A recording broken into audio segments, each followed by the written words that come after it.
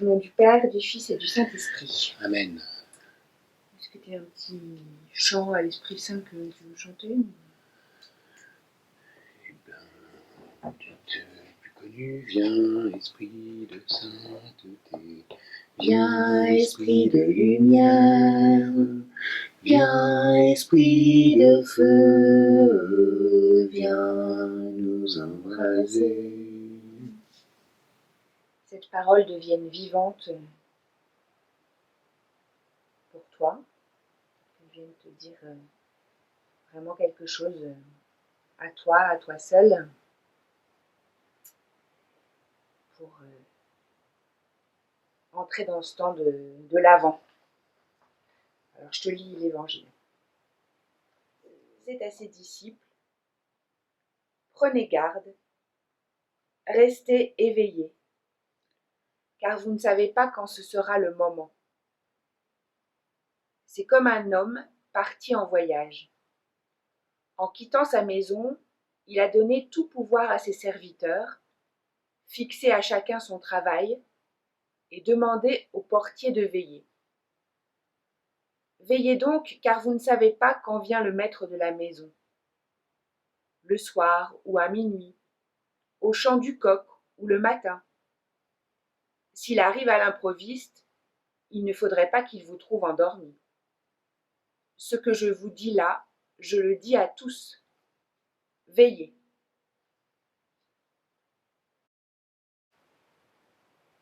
Est-ce qu'il y a un passage ou un mot que tu retiens déjà comme ça?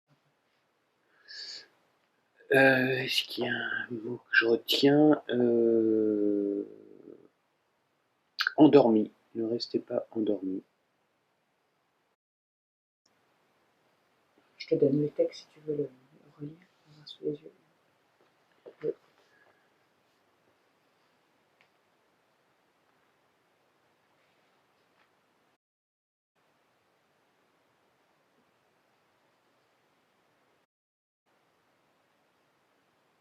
Qu'est-ce que ça t'inspire? Qu'est-ce qui résonne spécialement? Qu'est-ce qui te console? Qu'est-ce qui t'étonne? Qu'est-ce qui t'éclaire?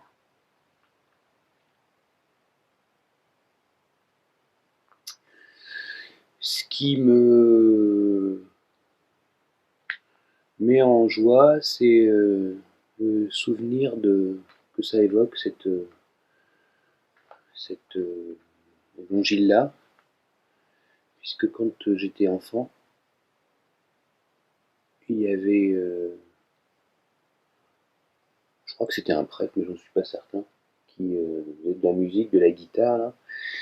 Et justement, il y en avait une chanson qui était Tiens ta lampe allumée. C'est un peu pareil en fait, genre, j'ai plus les paroles en tête, mais grosso modo, la chanson disait que on savait pas quand est-ce que le jour viendrait et que il fallait absolument rester éveillé pour que quand ce jour arriverait, le maître nous trouve éveillés et pas endormis. Donc ça, c'est un bon souvenir. Au-delà de ça, qu'est-ce que je remarque là dans cette parole-là, c'est que il évoque le caractère aléatoire de son retour, mais en insistant sur le soir ou à minuit ou bien le matin. C'est vrai que et c'est vrai que la nuit parfois c'est anxiogène. Quand la nuit tombe, et ben, quand le silence se fait, quand finalement le temps est idéal pour veiller, parce que enfin, il y a plus l'agitation de la journée, ça peut être angoissant parfois. Et le message qui est délivré, c'est que il faut surtout pas être angoissé, puisque au contraire, si on veille, on aura l'opportunité de rencontrer le Seigneur qui sera de retour. Et puis sinon, je note aussi que cet homme qui part en voyage, là, il quitte sa maison et il donne tout un tas d'instructions à ses employés, à ses serviteurs, je ne sais plus comment c'est dit, à ses serviteurs. Ça veut dire que, bien qu'il soit parti, chacun sait ce qu'il doit faire. Et ben, j'aimerais que ça fait partie peut-être de la veille qu'on a aussi à réaliser, non seulement d'attendre le retour du maître de maison, mais peut-être de réfléchir aussi sur ce qu'il nous a demandé de faire, et si on est d'une part à l'écoute de ce qu'il nous a demandé de faire, et si on réalise bien effectivement dans les faits ce qu'il convient de faire. Voilà. Qu'est-ce que tu m'as dit déjà comme... Qu'est-ce que tu as l'impression que le Seigneur te dit là, spécialement à toi, à travers cette parole aujourd'hui? Tu as peut-être déjà un peu répondu, mais... Ouais, bah, je pense que sur la phrase prenez garde, restez éveillés. Ben voilà, je pense que ça c'est un vrai message de prendre garde de ne pas s'endormir. Et c'est pas toujours facile. Mais ce qui est rassurant, c'est que si la parole c'est rester éveillé, c'est qu'on l'est déjà. Il y a un prérequis qui a l'air qui nous tente à penser que on n'est pas endormi. La parole, c'est pas réveillez-vous, c'est rester éveillé. Donc, à mon avis, le message il est là, et c'est à la fois contraignant, mais c'est aussi rassurant de savoir que, d'espérer en tout cas qu'on soit déjà éveillé, que je sois déjà.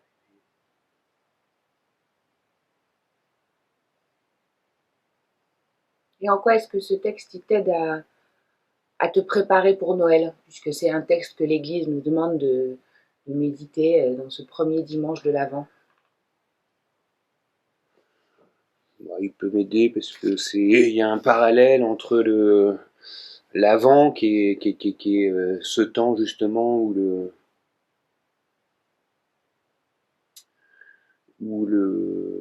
qui précède le temps où le maître va venir, puisque le maître c'est l'enfant, Jésus. Et donc à l'issue de l'avant, il va venir, et c'est un temps privilégié justement pour veiller et peut-être aussi préparer sa venue justement. Au moment où je te parle là, je me souviens justement de ces paroles de la chanson que j'évoquais tout à l'heure, là, tiens ta lampe allumée. Il y a une espèce de lumière en fait quand tu dis c'est quoi par rapport à la période de Noël, l'Avent, etc. Tiens ta lampe allumée, il y a un petit parallèle avec cette phrase-là, avec les bougies là qu'on allume à chaque dimanche de l'Avent, et on sent que la lumière approche en fait. Donc peut-être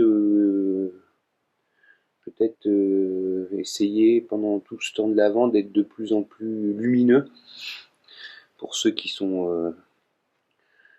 pour ceux que je vais rencontrer.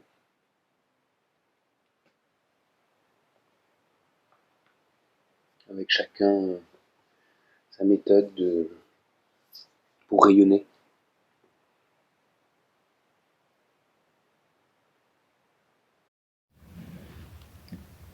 En ce temps-là, Jésus disait à ses disciples : « Prenez garde, restez éveillés, car vous ne savez pas quand ce sera le moment.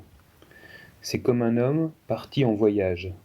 En quittant sa maison, il a donné tout pouvoir à ses serviteurs, fixé à chacun son travail, et demandé au portier de veiller. Veillez donc, car vous ne savez pas quand il viendra le maître de la maison, le soir ou à minuit, au chant du coq ou le matin. S'il arrive à l'improviste, il ne faudrait pas qu'il vous trouve endormis. Ce que je vous dis là, je le dis à tous, veillez. »